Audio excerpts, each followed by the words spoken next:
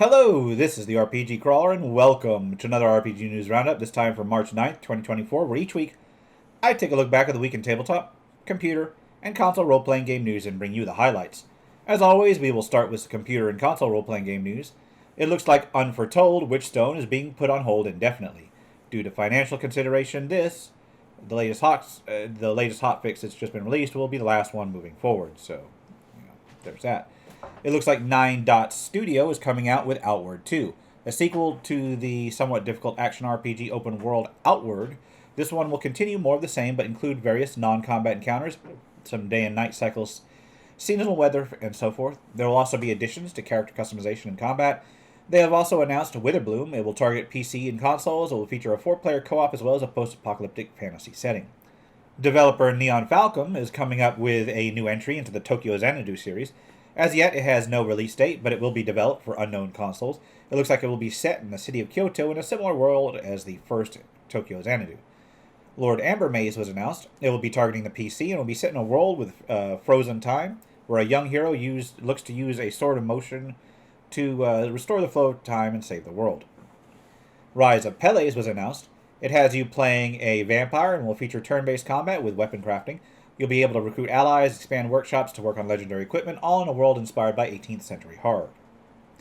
Strategy RPG Blood Nor Water looks to be hitting early access on Steam on March 15th. It looks like it will follow two sisters in a kingdom torn apart by the death of a king, and will allow you to command fighters in 2D tactical combat. Final Fantasy XIV will be getting a version released on the Xbox Series X/S this month. Targeting March 21st, is currently on open beta on the console. It looks like Pathfinder Gallowspire Survivors has its full release date set. It'll leave early access on April 4th. It will include a number of new features that have been requested over time. Gallowspire Survivors is one of those survivor RPGs/roguelikes that basically has you fighting hordes of enemies, this time with abilities inspired by the Pathfinder role-playing game.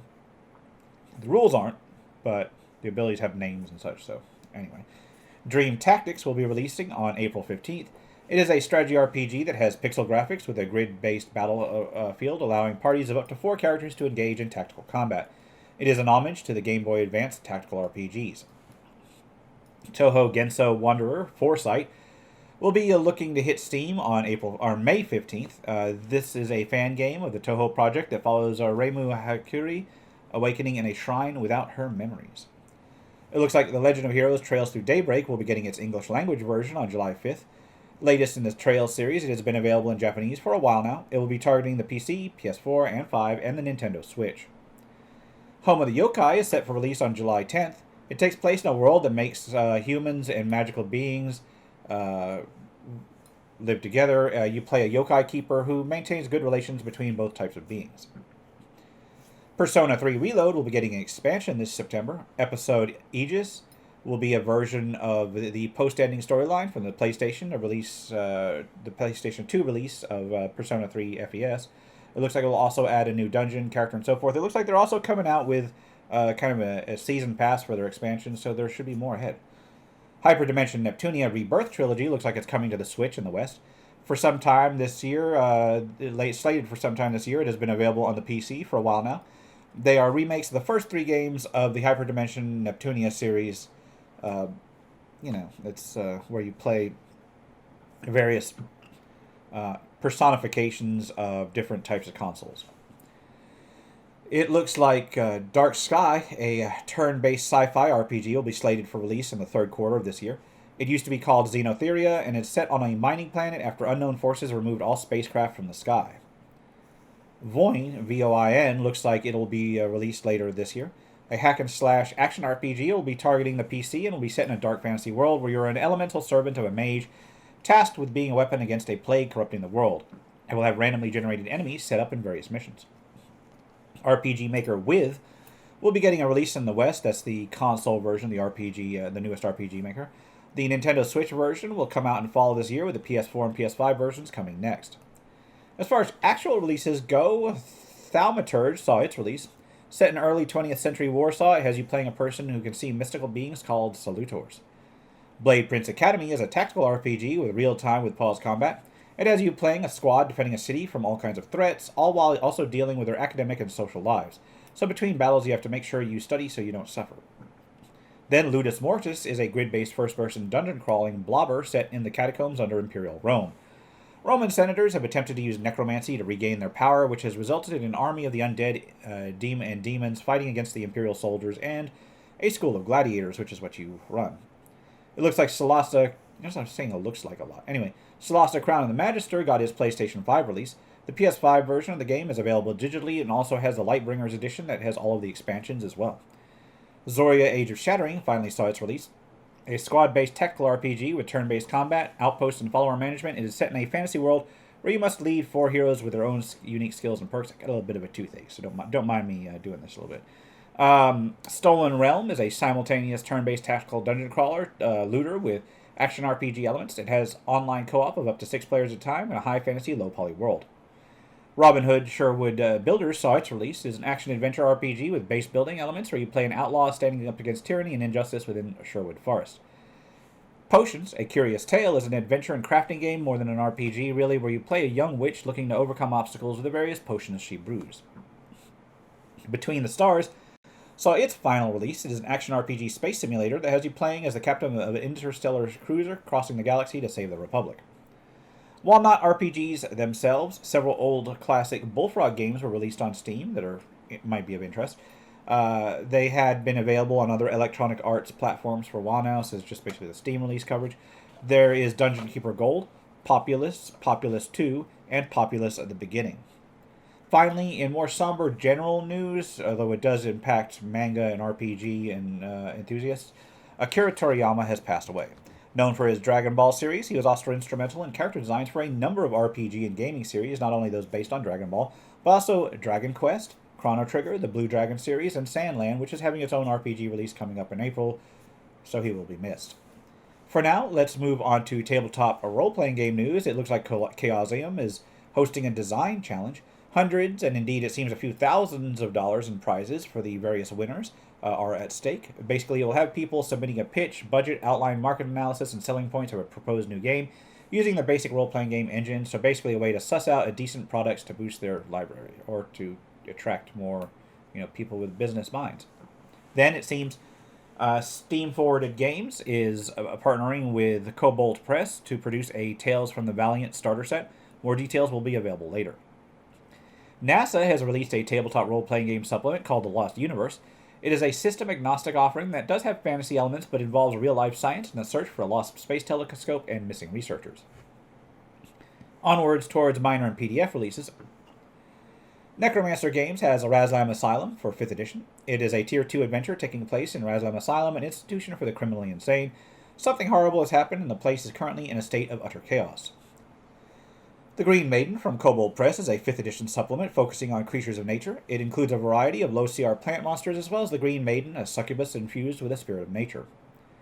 The Temple of Malefics is, for 5th edition is an adventure for 3rd level characters. It features a supposed treasure hidden in a maze below the Temple of Seer. It is a trap dungeon in the vein of the classic Tomb of Horrors. AAW Games has many entries into their mini dungeon series for 5th edition adventures this week, and in fact there are a couple of them that put out a couple of producers that put out several entries in a row in this week, so I'm just going to basically state the names for all of them. I'll go over in the brief for this one with the title. There's number 288, Forbidden Fruit.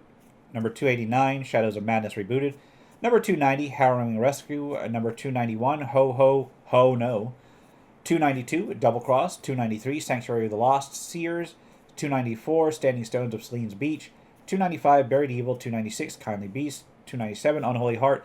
298, Light My Fire. 299, Under Ice. And number 300, Spencer von Neumann's Perilous Pataphysical Planar Process.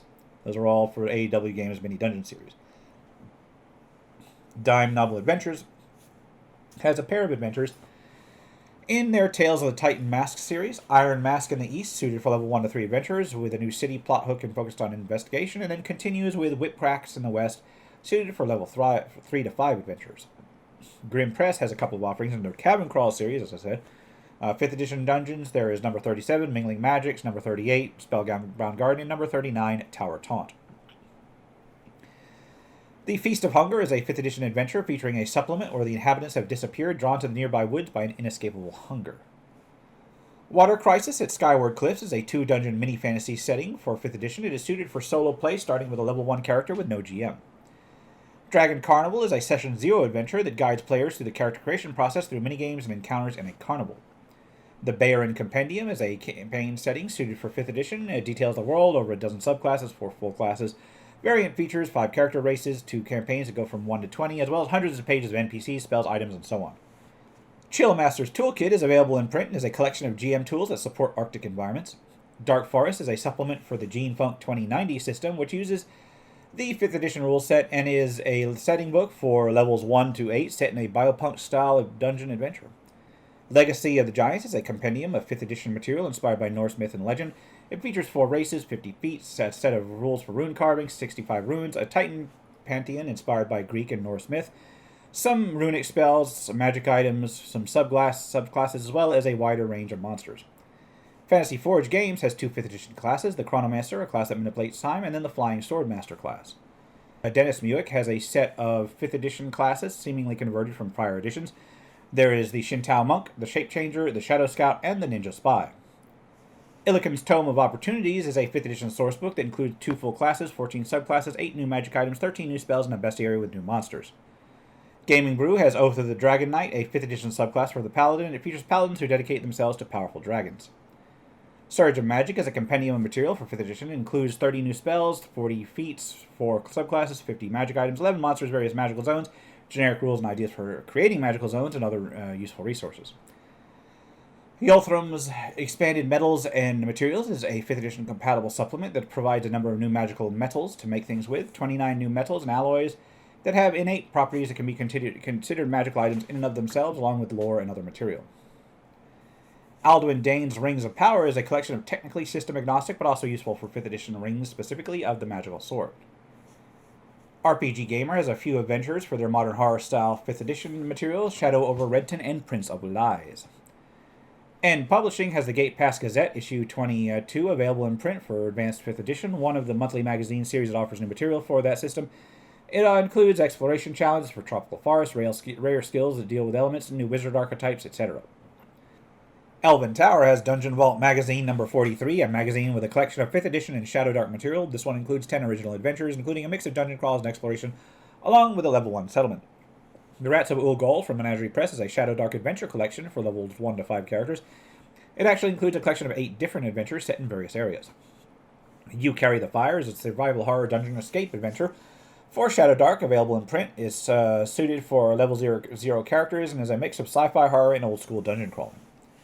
The Bagbearer is a Dungeon Crawl Classics compatible trifold pamphlet that details a tax collector from the House of Genelane. Adventures Wanted is an OSR supplement that serves as a high fantasy introductory module for characters of 1st and 2nd level. It is to be the starting adventure for the Black Ridge Island campaign. Crusaders Chronicle, issue 6 from the Basic Expert, is an OSR style offering that includes a dungeon adventure, a solo multiplayer game, and a comic. Advanced Knavery is a collection of additional rules and tables for Knave 2nd edition. It is also generally compatible with other OSR systems. It includes a new set of creation options, rules for experience or exploration, lockpicking and read magic minigames, expanded combat options, and more. The Plains of the Demon World is an adventure compatible with Worlds Without Number. It is set to pit the PCs against various types of situations suited for different adventure styles.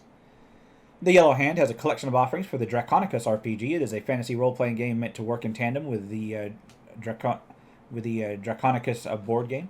They have the Player's Handbook, the Game Master's Handbook, the Bestiary, the Encyclopedia Draconicus, which collects rules, an Introduction to Draconicus, and the Darkest Dreaming, an introductory adventure.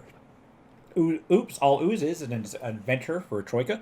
It deals with a mad adventurer who has threatened to wipe out all Ooze's slimes and sent in various piles of goo. You play the form of an ooze or a slime to try to stop him. Luden Burning is available in print and is a basic role-playing horror adventure set in France in 1633. The nuns of a convent are possessed. It includes rules for demonic possession and exorcism, as well as guides on how to play with when possessed and how to run demons as actual creatures instead of just monsters. Faces of Fear is a horror role-playing game set in the modern world. You take the role of various mystery hunters in an attempt to discover the history of the haunted place. Uncanny Highway Blue Plate Special Edition is a tool for a psychotronic road trip across America in the era of bell-bottoms, boogie vans, and 8-track cassettes, basically the 60s and 70s. Includes A large number of generator tables used for sandbox-style road crawling. Shadowrun Falling Point is a runner resource book. It details 10 people and organizations standing on the precipice.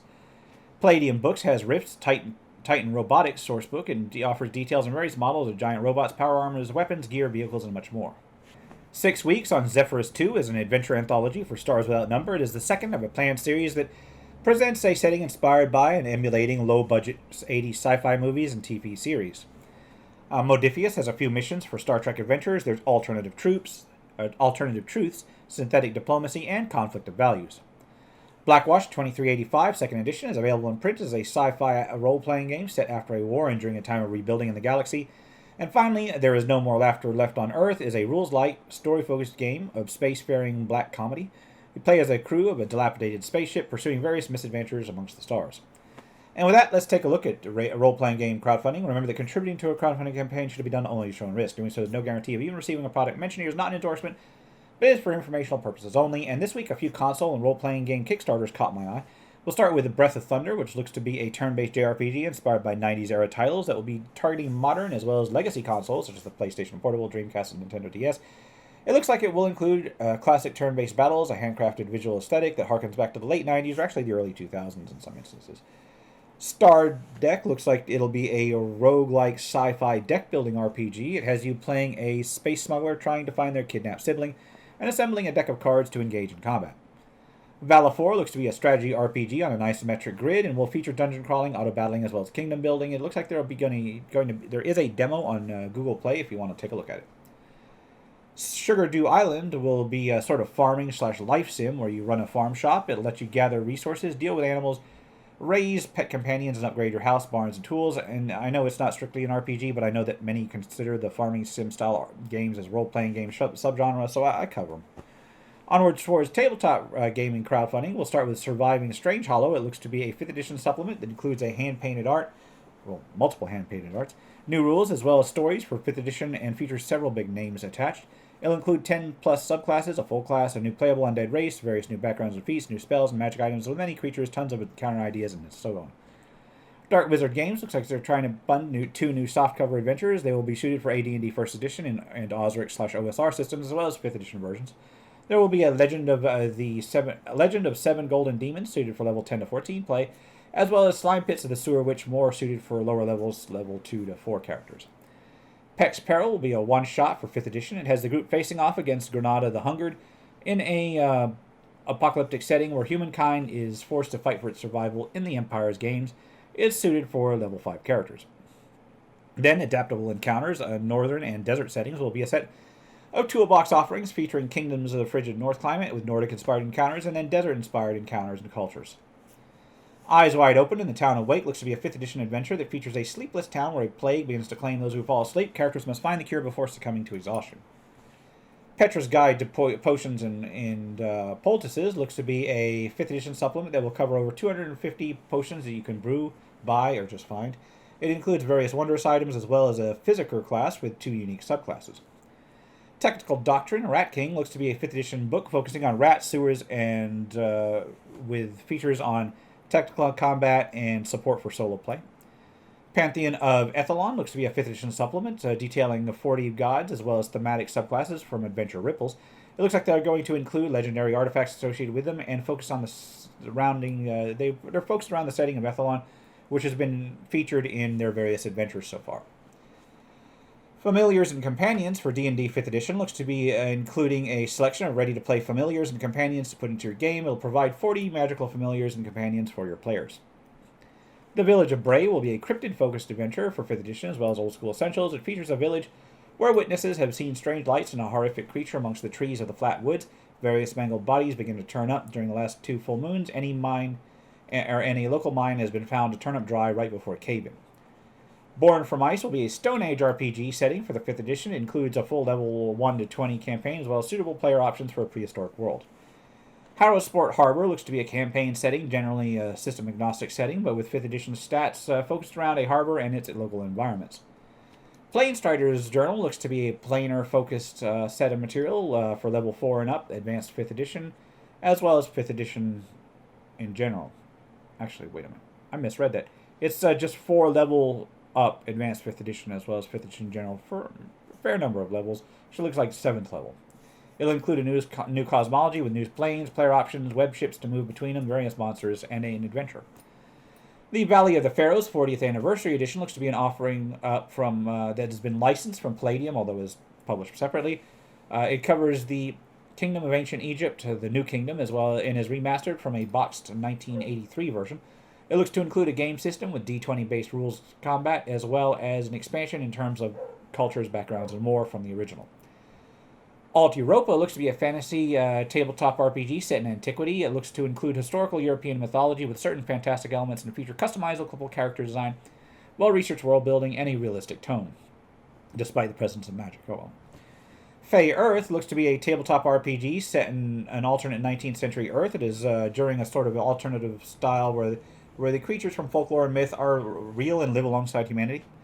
Faithless Regiment looks to be a D6-based RPG sandbox. You play a captain leading a personal regiment into a region of terror with characters basically facing off against the hordes within. It looks like it'll be suited for both solo and group play. Cats of Cthulhu 10th Anniversary Edition will be a newly revised and expanded version of the Rules Light role-playing game where ordinary cats defend the world against eldritch horrors.